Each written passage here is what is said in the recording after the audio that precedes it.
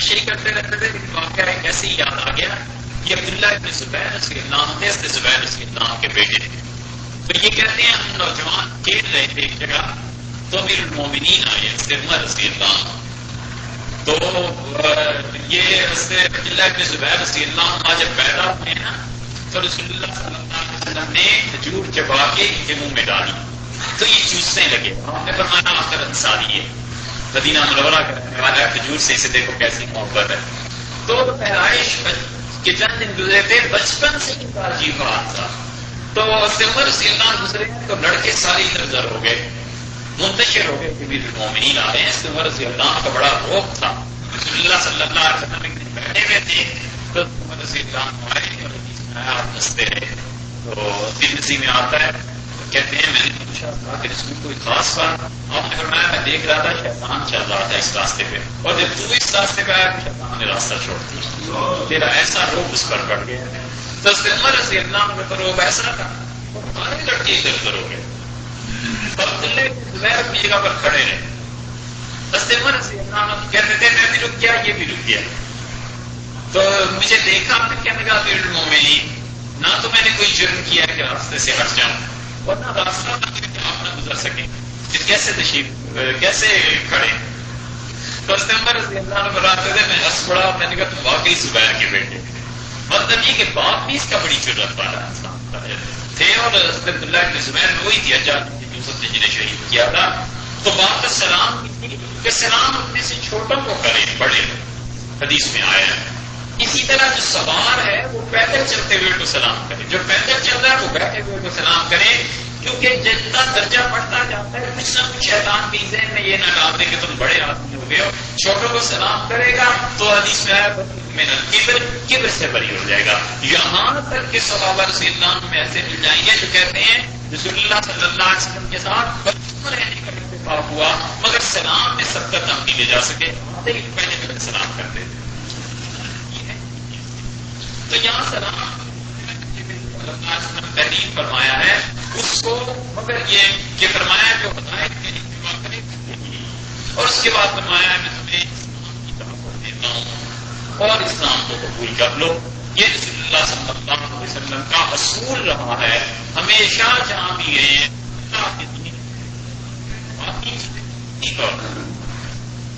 اور مومن کا مقصد حیات یہی ہونا چاہیے. یہی کھانا کھانا ہے، عبادت ہے تو بھی اللہ کے لیے، کئی بات چیت کرنی ہے تو بھی اللہ کے لیے، کوئی چیز خریدنی ہے تو آپ وہاں کہاں کیسے دعوت دے سکتے ہیں، کسی کے ساتھ تعلق ہے اس سے نیکی کی طرف کیسے کوئی مسئلہ بتا کے لایا جا سکتا ہے. آدمی اپنی ساری دلچسپیوں کا مرکز جب دین کو بنا دے تو پھر سارے اس کے حوالے سے انسان دیکھتا چلا جاتا ہے. کسی آدمی کو آپ دیکھیں نا نماز کی فکر ہوتی ہے تو آپ سے کہیں کتنے بجے آؤں تو وہ یہ 2 بجے 3 بجے 4 بجے یا کہتا بھی ہے تو وہ کہتا ہے عصر کے بعد آ جانا، ظہر کے بعد آ جانا. ہماری ظہر اتنے بجے ہوتی ہے، عصر کی نماز اتنے بجے ہوتی ہے، اس سے اس ٹائم تک میں فارغ ہوتا ہوں. تو ہر اپنے وقت کو نماز کے ساتھ ساتھ گھماتا رہتا ہے کہ نماز نہ میری کہیں چلی جائے. بالکل اسی طرح جب اسلام سے تعلق اور دلچسپی کا محبت اللہ کا دین بن جاتا ہے پھر وہ ہر چیز کو اسی ناطے سے دیکھتا ہے، ہر چیز کو اسی ناطے سے سوچتا ہے کہ میں خریدنے جاؤں اچھا کسی مسلمان آدمی سے کیوں نہ خریدوں، پیسے تو لگ نہیں ہے کسی اچھے آدمی کے پاس جائیں. کھانا کھلانا ہے وہ کہتا ہے کسی ایک بندے کو کیوں نہ کھلاؤں، کھانا ہی کھلانا ہے، دعوت ہی کرنی ہے، ایسے دوستوں کو کیوں نہ بلاؤں جن میں اللہ کے دین کے ساتھ تعلق ہے اور اس سے 2-4 باتیں سننے کو بھی مل جائیں گی. کچھ بھی نہیں تو مومن کی زیارت، یہ بھی تو حدیث میں اس کے فضائل آئے ہیں، وہی حاصل ہو جائے گی. اللہ زندگی کے جتنے بھی شعبے وہ سب کو نظر سے دیکھتا ہے. رسول اللہ صلی اللہ علیہ وسلم کا طریقہ یہی تھا کہ جس سے بھی بات کی دین کی دعوت اس کے کی ہے کہ آپ تک لکھ رہے ہیں اور آپ اندازہ لگائیں کہ مکہ مکرمہ والوں نے جنہیں رہنے نہیں دیا اپنے اندر 6 سال کے اندر اندر اتنی طاقت آ گئی ہے، اللہ نے عطا فرما دی ہے کہ بادشاہوں سے خط و کتابت ہو رہی ہے. اور پھر پہلا جملہ اسلام کی دعوت کے بعد میں اسلم تسلم، اسلام قبول کر لو تم سلامتی سے رہو گے. اس کا ایک مطلب محدثین کہتے ہیں یہ ہے کہ ہماری پھر لڑائی نہیں ہوگی. اور بڑا اچھا انہوں نے لکھا، وہ کہتے ہیں اس کا مطلب یہ کہ دونوں جہان میں سلامت رہو گے، اس دنیا میں بھی آخرت میں بھی اللہ کی طرف سے سلامتی سلامتی۔ اور یہ اس چیز کی بھی تعلیم ہے کہ انسان جب دعوت دے اور کسی انسان کو اللہ کے دین کی طرف بلائے تو اس کے سامنے اچھے پہلو رکھے، اس کے سامنے وہ چیزیں رکھے جس سے اس کو اللہ کے دین کی طرف رغبت ہو۔ اور اگر پہلی شروع کر دیں کہ تم چونکہ کافر ہو لہٰذا تمہیں تو ہمیشہ ہمیشہ جہنم میں ہی چلنا ہے، اور تم چونکہ ایسے گناہ کر چکے ہو لہٰذا تمہیں یہ ہوگا، اور کسی کو اگر روزے کی طرف بلا دیں اس کو گناہ کر کے کہ دیکھو اگر نماز نہیں پڑھو گے تو تمہارا ہمیشہ تو فرعون اور حامان کے ساتھ ہو جائے گا، چاہے یہ بات درست ہے اور چاہے یہ بالکل حقیقت فی الواقع حقیقت ہے بھی، تو بھی اپنے کسی چیز کو پیش کرنے کا کوئی طریقہ اور کوئی ڈھنگ ہے، اس ڈھنگ اور طریقے کو چھوڑ دیا جائے تو وہ حکمت بہت ہو جاتی ہے جس حکمت سے بات کرنی۔ رضی اللہ عنہ نے رسول اللہ صلی اللہ علیہ وسلم سے کہا یہ حکمت دیکھیے، اس کی ایک مثال کر رہے ہیں۔ وہ لوگوں میں ظلم ہوتا دیکھتے تھے نا، معاشرے میں قبیلوں میں ایک دوسرے کے ساتھ میں کہنے کے اللہ کے رسول مجھے حکومت دے دے، مجھے کوئی اختیار مل جائے گی، کا مطلب ہے کہ گورنر لگ جاؤں میں سارے ظلم ختم کر دوں۔ بس ابو ذر اللہ کا مزاج حکومت کا نبی کریم صلی اللہ علیہ وسلم سمجھتے تھے کہ ایسا نہیں ہے، انتظام اور یہ چیزیں مشکل ہوگی ان کے لیے۔ انہوں نے یہ نہیں کہا کہ حکومت کا دعا ہے، دیکھو کہ عجیب جملہ فرمایا ہے رسول اللہ صلی اللہ علیہ وسلم، افسر چھوڑ اس چیز کو، میں اور تو دونوں ہی حکومت کرنے کے عہد میں۔ یہ جس انداز سے فرمایا ہے یہ انداز بتاتا ہے کہ حکمت کیا تھی۔ حضرت عباس رضی اللہ عنہ چچا تھے رسول اللہ صلی اللہ علیہ وسلم کے، عمر میں بڑے تھے، کسی نے سے پوچھا کہ آپ بڑے ہیں یا رسول اللہ صلی اللہ علیہ وسلم بڑے ہیں، تو کہنے لگے رتبے میں وہ اور عمر میں انا اسن وہ اکبر منی، میں سن سے زیادہ ہوں، سن و سال میرا زیادہ ہے، رتبے میں وہ بڑے ہیں۔ بات کرنے کا ایک طریقہ ہے، اور جب طریقہ آتا ہے خاص طور سے آدمی جب اس مقام پر جہاں بادشاہوں کی سربراہان مملکت وہ بہت خیال کرنا پڑتا ہے کہ ایک آدمی کس طرح سے پیش کرنی چاہیے تاکہ یہ اللہ کے دین کی طرف آئے۔ منصور بالکل کا خواب اس سے دیکھا کہ سارے کام گر گئے، بڑا پریشان ہوا، سکوٹ کے کہنے لگا بلاؤ کسی کو تعبیر نے، ایک آدمی کو بلایا گیا، بڑا مشہور آدمی تھا، تعبیر بھی صحیح دیتا تھا۔ اس نے کہا امیر المومنین بڑا سخت خواب ہے، مکروہ ناپسندیدہ ہے۔ اس نے کہا کہ مجھے سمجھ آتی تھی لیکن تعبیر کیا؟ اس نے کہا تمہارے سارے رشتے دار مر جائیں گے اور آخر پہ تم مرو۔ اس نے کہا اللہ تیرے منہ میں پٹی ڈالے، نکالو اسے یہاں سے۔ کہنے لگا کسی اور کو بلاؤ، ایک اور کو پیش کیا گیا۔ اس نے کہا امیر المومنین ماشاء اللہ بڑا خواب ہے، اللہ تعالیٰ نے اس میں بشارت دی ہے آپ کو کہ زندگی آپ کی بہت طویل ہے، اور امیر المومنین دنیا سے تو ہر آدمی نے جانا ہی ہے، تو اس خواب سے ظاہر ہوتا ہے کہ جناب کی زندگی میں سارے عزیز رشتے دار ایک ایک کر کے اللہ کے حضور میں پیش ہوں گے اور آپ سب کی رکھوالی کرتے رہیں گے، اور آخر پہ آپ بھی چلے جائیں گے، سب سے آخر پہ اتنی طویل زندگی گزارنے دی۔ منصور دست پڑا کہنے لگا باپ یہ بھی وہی ہے جو اس نے کہی ہے، لیکن انداز دیکھو کتنا ممکن ہے۔ تو رسول اللہ صلی اللہ علیہ وسلم کے ہاں کیسی عمدہ بات ہے، پہلا میں اسلم تسلم، تم اسلام قبول کرو بالکل اطمینان اور عافیت سے رہو گے، اس جہان میں بھی اگلے جہان میں بھی۔ جو ایک اللہ اجرک مرتين، اور اللہ تمہیں دگنا اجر دے گا۔ دگنا اجر اس لیے کہ اس نے اہل کتاب میں سے ہے نا، تو عیسیٰ علیہ السلام پر بھی ایمان لائے، اب رسول اللہ صلی اللہ علیہ وسلم پر بھی ایمان لا رہا ہے، دگنا اجر ملے گا۔ اسی وجہ سے بعض رات یہ ہے کہ جو لوگ قیامت کے قرب میں عیسیٰ علیہ السلام پر ایمان لائیں گے یا عیسیٰ علیہ السلام کو دیکھیں گے، انہیں دوہرا اجر اس اعتبار سے ملے گا نبی علیہ السلام تو ہیں ایک اور نبی کی زیارت ہوگی، اور اس اعتبار سے وہ صحابی بھی ہوں گے عیسیٰ علیہ السلام جب زیارت ہو جائے۔ اور رسول اللہ صلی اللہ علیہ وسلم نے فرمایا میری امت یہ کیسے خسارہ کر سکتی ہے، یہ کیسے میں جا سکتی ہے جس کی ابتدا میں میں اللہ کا نبی ہوں، جس کی انتہا میں بھی دوسرا اللہ کے نبی ہے، نبوت سے ابتدا اور نبوت میں انتہا ہے، یہ کیسے خسارے میں جائے؟ تو پھر فرمایا دوہرا اجر ملے گا۔ ملے گا. رسول اللہ صلی اللہ علیہ وسلم نے 3 آدمیوں کے لیے دوہرے اجر کا ذکر فرمایا دوسری روایت. ایک اس عیسائی کے یہودی کے لیے جس نے اپنے مذہب کو مانا کہ اسلام کو قبول کر دیا، آپ نے فرمایا 2 انبیاء علیہ السلام کی تصدیق کی ہے دوہرا اجر ملے گا. اور آپ نے فرمایا جو اپنے آقا کی اطاعت کرتا ہے اور اللہ کی بھی اطاعت کرتا ہے اسے بھی دوہرا اجر ملے گا. اور آپ نے فرمایا وہ بیوہ جو جوانی میں بیوہ ہو جاتی ہے اور رسول اللہ صلی اللہ علیہ وسلم نے فرمایا اپنی اولاد کی پرورش کرتی رہتی ہے یہاں تک کہ اس کے سرخ اور سفید داغ زرد اور سیاہ ہو جاتے ہیں، بڑھاپا آ جاتا ہے اور اپنی اولاد کی پرورش میں لگی رہتی ہے، اسے بھی خدا دوہرا اجر دے گا. ایک جوانی میں بیوہ ہو جانے کا جو تم کو صدمہ ہے، دوسرے اپنی اولاد کی اچھی تربیت کرنے کا فرمایا اسے بھی دوہرا اجر دے گا. فَإِن تَوَلَّيْتَ صاف بات اور بھی فرما دی اس کے بعد کہ دیکھو تمہاری ذمہ داری اتنی بڑی ہے گناہ ہونے کی حیثیت سے کہ اگر تم منہ پھیرو گے فَإِنَّ عَلَيْكَ اسْمَ الْأَبِي سَهِينَ تو تم پر تمہاری رعایا کا گناہ بھی آ جائے گا. ذمہ دار انسانوں حکومت کر رہے ہو، اتنی ذمہ داری کی بات ہے، اگر تم نے منہ پھیر دیا اور اسلام کے خلاف اسلام کو نہ مانا تو پھر تم پر ان کا گناہ آئے.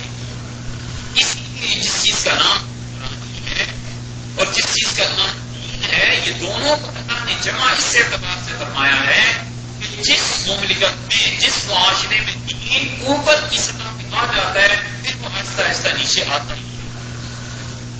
تو کوشش یہ کرنی چاہیے کہ یا تو ایمان ان لوگوں تک لے جایا جائے یا ایمان لوگ اس مقام پر پہنچ جائیں جہاں سے خدا کے دین کا شجوع اور جہاں سے خدا کا دین پھیلتا ہے.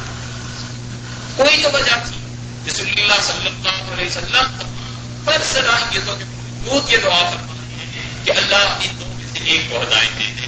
حضرت عمر رضی اللہ عنہ نے فرمایا اور عمر کو ہدایت ملی ہے تو عبداللہ رضی اللہ عنہ کہتے ہیں جس دن میں آئے ہیں اس دن سے ہم پر قوت پکڑتے رہے یہاں تک کہ کوئی شہادت ہوئی تو پھر وہ ہماری سے ہوئی. تو یہ ہے چیز اللہ تعالیٰ نے قرآن کریم اسی لیے فرمایا ہے اور جب ہمارا ارادہ یہ ہوتا ہے کہ اس بستی کو تباہ کرنا ہے، عوام کی حالتیں دیکھ کر امرنا رکھیھا تو وہاں کے جو حکمران ہوتے ہیں انہیں اسلام کو ان تک اسلام کی بات کسی نہ کسی راستے سے پہنچا دیتے ہیں. خدا آزاد ہی ایسے بتا دیتا ہے کہ اسلام کی بات وہاں تک پہنچ جاتی ہے. وہ ہماری باتوں میں نافرمانی کرتے ہیں، نہیں مانتے، تو پھر ہماری جنگ پوری ہو جاتی ہے اور اس کے بعد میں اٹھا کر دیتی ہے، بستیاں اٹھا دی جاتی ہیں، حکومتوں کے بستے جاتے ہیں. یہ چیز ہوتی ہے اسلام کیا اور پھر اس کے باوجود انہیں احساس نہیں ہوا کہ خدا نے کتنا انعام فرمایا ہے. یہ رسول اللہ صلی اللہ علیہ وسلم فرما رہے ہیں کہ اگر تم ایسے کرو گے تو پھر دیکھو رعایا کا گناہ تمہارے ذمہ آئے. اور پھر فرمایا قرآن کریم کی اس آیت کہ اہل کتاب آؤ اس جملے کی طرف جو ہمارے اور تمہارے درمیان مشترک ہے. اور مشترک کیا جملہ ہے کہ اللہ نعبد الا اللہ، ہم اللہ کے علاوہ کسی کی عبادت نہ کریں، ولا نشرک به شیئا، اور اللہ کے علاوہ کسی کو شریک بھی نہ ٹھہرائیں. 2 چیزیں کل ایک ہو گیا کہ شرک نہ کرو اور توحید. لیکن اب دیکھیے کافر کو دی جا رہی ہے کہ اس بات پہ آ جاؤ تمہارے اور ہمارے درمیان مشترک ہے. مطلب یہ ہو گیا کہ کفر یا تو اس حالت میں رہے کہ مغلوب رہے اور یا کفر رہے ہی نہ دنیا. شریعت کا مزاج ہے اس اسلام کو شریعت کو غلبہ ہونا چاہیے. وہ کہتا ہے کہ اگر کفر کو غلبہ ہو گیا تو کفر کی رسومات پہلے اور یہ چیزیں ہو جائیں گی، اور اگر اسلام کو غلبہ ہوگا تو یہ چیزیں ہو جائیں گی. اور اس پر نظر جب تک مسلمان امت کی رہی ہے کہ حکمرانی میں کون لوگ آ رہے ہیں، یہ کس چیز کو پھیلائیں گے، کس چیز کو رواج دیں گے کہ امت عافیت میں رہے. عمر بن عبدالعزیز رحمۃ اللہ علیہ نے اللہ سے دعا کی اور انہوں نے کہا اللہ مصر پہ فلاں اور بسطہ میں فلاں اور فلاں پہ فلاں اور اللہ ان سب پہ المومنین کہلانے والا آدمی اپنے آپ کو وہ سلیمان رکھنا. اللہ میری زمین اور جوڑ سے بھر گئی ہے، خدا لوگوں کو راحت دے. اور اللہ نے اس حکومت کو بدل دیا اور عمر بن عبدالعزیز رحمۃ اللہ علیہ کی حکومت اپنی آ گئی تھی. تو یہ چیزیں سوچنے کی کہ شریعت کا فساد یہی ہے کہ کفر یا تو مغلوب رہے، نیچے رہے، حتیٰ یعطل جزیۃ عن یدٍ، یہاں تک کہ اپنے آپ پہ رکھ کے مسلمانوں کو پیش کرے۔ ہم صابرون، اللہ فرماتے ہیں زمین میں نیچے رہیں، زمین میں انہیں حکومت نہ دی جائے۔ اور کیا یہ ہے کہ جہاد کے ذریعے فیصلہ کر لیں، پھر مقدر ہے اللہ کے ساتھ تعلق جس کا جتنا ہو۔ یہ تو کفر کے ساتھ ہے، رسول اللہ صلی اللہ علیہ وسلم کا معاملہ باتیں تمہارے ہمارے درمیان جو مشترک بات ہے اس پہ آ جاؤ۔ اس سے ملتی جلتی بات ذرا آپ یہ سوچیں، مسلمانوں کو مسلمانوں کے ساتھ کیا ہونا چاہیے؟ جہاں 90% چیزوں پہ اتفاق ہے نا، ہم ان پہ نہیں بیٹھتے، اور 10% اختلاف ہے تو اس کو سارے اچھالتے ہیں۔ وہ جو اتفاق کی بات ہے وہ کہاں گئی؟ یا تو مسلمان ہے اللہ کے بندو، کوئی اگر اسلام میں ہے تو مسلمان ہے تو ان چیزوں کو دیکھ لو جو ان کے اور ہمارے درمیان مشترک ہیں۔ اللہ کی دینی کی اگر بات کرنی ہے تو انہیں پہلوؤں کو کیوں نہ مد نظر رکھا جائے؟ کیا ہر جگہ یہ ضروری ہے کہ اختلافی مسائل بیان کیے جائیں اور لوگوں میں آپس میں پھوٹ اور یہ چیزیں؟ بعض جگہ پہ فرض ہے، واجب ہے اور کرنا بھی چاہیے، مگر ہر مقام ایسا نہیں۔ اس لیے جب تک کسی فرقے کسی فرد کی مخالفت جو دین کا کام کر رہا ہو شرعاً واجب اور فرض کے درجے میں نہ پہنچ جائے مت کرو۔ پہلے ہی لوگ بہت ڈر رہے ہیں۔ جب تک شرعاً فرض نہ ہو جائے کہ مخالفت کرنی واجب ہے، فرض ہے، تب تک آدمی اس بات پہ نہ پڑے۔ اور پھر رسول اللہ صلی اللہ علیہ وسلم نے یہ آیت لکھی ہے، دوسری بات یہ فرمائی کہ وَلَا يَتَّخِذَ بَعْضُنَا ارباب من دون اللہ، اور یہ بات ہمارے تمہارے درمیان مشترک ہے۔ اللہ نے جو فرمائی ہے کہ ہم ایک دوسرے ہم اپنے بعض لوگوں کو اپنا پروردگار نہ بنائیں۔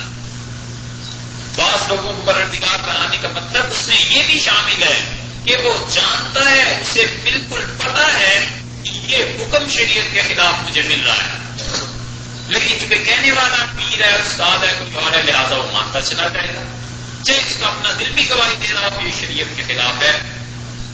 اور اللہ فرماتے ہیں کہ طلّو، اور اگر وہ منہ پھیر نہیں اس سے، انہیں کہو کہ بہرحال ہم تو مسلمان نہیں ہیں، ہم تو خدا کے فرما بردار ہو چکے، تو نہیں مانتے تمہاری اپنی بس۔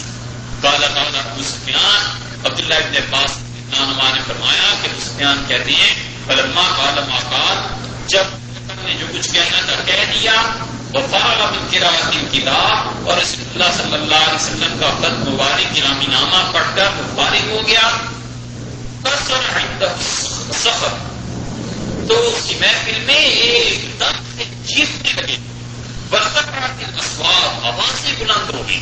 بادشاہ بیٹھا ہوا ہے لیکن وہ جتنے مذہبی رہنما میں لوگ تھے چیخ و پکار پڑ گئی عیسائیوں کو نا کہ وہ یہ دین نہ قبول کر لیں، کہ یہ نہ ہو کہ مسلمان ہو جائے۔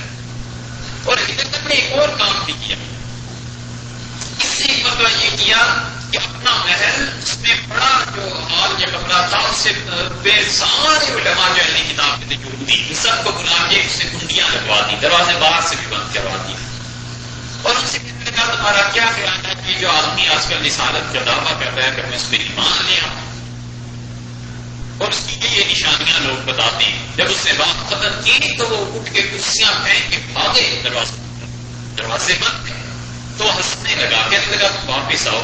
انہوں نے کہا کیا مذاق کر رہے ہو؟ اس نے کہا میں کون سا اس کو قبول کر رہا ہوں، میں صرف تمہیں دیکھنا چاہتا تھا کہ تم میرے ساتھ ہو یا نہیں۔ اب یہ اشارہ تھی کہ اگر یہ مان جائے حکومت نہ آپ سے جائے تو پھر ٹھیک ہے اسلام قبول کر لیں، اور اگر حکومت آپ سے جاتی ہے تو پھر تو یہ نہیں۔ اسی لیے حکومت سے اتنی عزیز رہی ہے کہ رسول اللہ صلی اللہ علیہ وسلم کے مقابلے میں جب تبوک میں آیا ہے تو اس نے نبی کریم صلی اللہ علیہ وسلم کو پیغام بھجوایا کہ میں آپ کو اللہ کا رسول مانتا ہوں۔ تبوک کی جنگ تو ہوئی نہیں، اور اس سے جو جھنڈا بلند کیا ہوا تھا مرکزی طور پہ جو جھنڈا تھا اس پہ سے مریم کی تصویر بنی ہوئی، تو رسول اللہ صلی اللہ علیہ وسلم تک جب یہ خط اس کا پہنچے کہ میں آپ کو اللہ کا رسول مانتا ہوں، تسلیم کرتا ہوں، اپنا کا دشمن جھوٹ بولتا ہے، انہ لعلی نصرانیت، ابھی تک عیسائیت مجھے دھوکہ دینا چاہتا ہے، تو حکومت اس کے آڑے آ گئی۔ اور یہ ہوتا ہے حکومت کا چسکا ایسا ہوتا ہے سرداری کا کہ پھر وہ چھوڑتے ہوئے بڑا وقت لگ جاتا ہے، بڑا اس کے لیے حوصلہ بڑی ہمت چاہیے کہ اللہ کے دین کے لیے جو چیز بھی قربان کرنی پڑے سو کر۔ یہ ابراہیم اعظم بلخ کے تھے حاکم، پھر اولیاء کرام میں سے ہو گئے. ابراہیم ادم رحمۃ اللہ علیہ کو اسلام کے متعلق معلومات کا شوق ہوا، پھر لوگوں سے علماء سے تعلیم حاصل کرتے رہے، پھر پوچھتے رہے کہ بھئی اسلام کے ساتھ کیسے، دین پہ کیسے زیادہ عمل ہو سکتا ہے. تو اللہ نے ہدایت دینی تھی. ایک دن کوئی درویش ان کے محل کی چھت پہ چلا گیا، اور محل کی چھت میں وہ دوپہرا اتنا اور سب کچھ، مگر وہ پہنچ گیا کسی طرح اور جا کر زور زور سے بھاگنا اس نے شروع کر دیا، پاؤں مارے زمین پہ زور زور سے. کہ یہ اوپر کیا ہو گیا ہے، کھڑکی کھولی، نے پوچھا تو انہوں نے کہا کہ میں ایک آدمی ہوں، ڈھونڈ رہا ہوں، تم ہو گئے. اور غصہ آیا، کہنے کا بڑے بے وقوف ہو، میرے گھر کی میرے محل کی چھت میں کدھر سے آ گئے. اس نے کہا نہیں آ سکتے، حکومت ڈھونڈنا ہے تو حکومت کے دوستوں میں بیٹھ کر پھر اللہ کا تکبر کھا سکتے، اس سے بڑی غلطی وہاں سے خدا کو ڈھونڈنا اس سے بڑی غلطی ہے، کیوں نہیں ہوتا. ابراہیم رحمۃ اللہ کہتے تھے مجھے سمجھ آ گئی کہ وہ کہتا ہے حکومت کرنے کے لیے ظلم بھی کرنا پڑتا ہے لوگوں کو، تو یہ ظلم جب تک رہے گا میں نہیں اللہ تک پہنچ نہیں سکتا، اور ظلم نہ کروں تو مجھ سے حکومت نہیں چلتی. ایک چیز کو چھوڑنا انہوں نے حکومت کو چھوڑ دیا. تو پھر کہتے ہیں یہ چیز تھی، یہ ہرقل نے اسلام پر اپنی حکومت کو ترجیح دی. وہ خریجنا اور حضرت ابو سفیان رضی اللہ عنہ کہتے ہیں کہ ہمیں نکال دیا گیا. تو یہ اصحابی، تو میں نے اپنے قافلے والوں سے کہا، اپنے رفقا سے کہا لقد امر امر ابن ابی قبشہ، کہ ابن ابی قبشہ کا معاملہ تو بہت بڑھ گیا. ابن ابی قبشہ سے مراد رسول اللہ صلی اللہ علیہ وسلم تھے، اور کہنے لگا اس کا معاملہ اتنا بڑھ گیا ہے، انہ یخافہ ملک بنی الخصبر، یہ عیسائیوں کے بادشاہ اس سے خوف کھانے لگے. وما زلت موقنا انه سيظهر حتى ادخل الله عليه الاسلام، اور کہتے ہیں مجھے برابر یہ یقین رہا کہ اب انہیں حکومت ملے گی کبھی نہ کبھی، اب یہ فتح کرنے کے علاقوں کو، یہاں تک کہ اللہ نے اسلام پر مجھے غالب فرما دے، اسلام کو مجھ پہ داخل کر دیا، یعنی میں مسلمان.